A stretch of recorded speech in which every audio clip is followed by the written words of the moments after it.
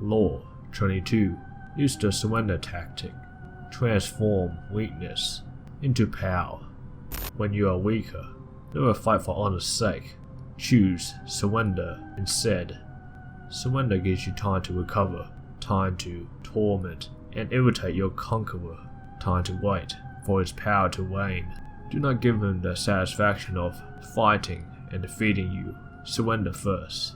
By turning the other cheek, you infuriate and unsettle him. Make surrender a tool of power. You can actually gain more power by surrendering. You might think that this will make you weaker, but it will not if you know what you're doing. Allow me to explain. It's usually our first reaction to use aggression against aggression, but sometimes that's not the best thing to do. What you can do is yield and not fight back. This will often neutralize their behavior because they expect you to react with force. By surrendering, you're in control of the situation because it's part of a larger plan to making them believe they have defeated you. Inside you stay firm, while on the outside you bend. This requires a lot of self-control. Since you deprive them of a reason to get angry, they are unlikely to react with more violence. You are allowed more time and space to plot the counter moves to bring them down. Remember that you only appear to surrender like an animal that plays dead to save their own hide. It's best to surrender when you're temporarily weakened. If you run away or fight back, you cannot win in the long term. If you surrender and play it smart, you will almost always emerge victorious.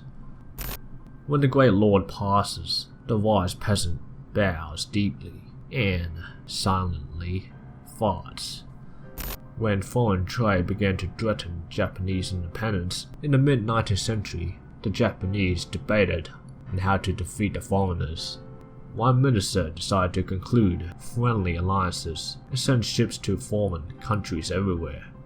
Copy what they did best and repair their own shortcomings.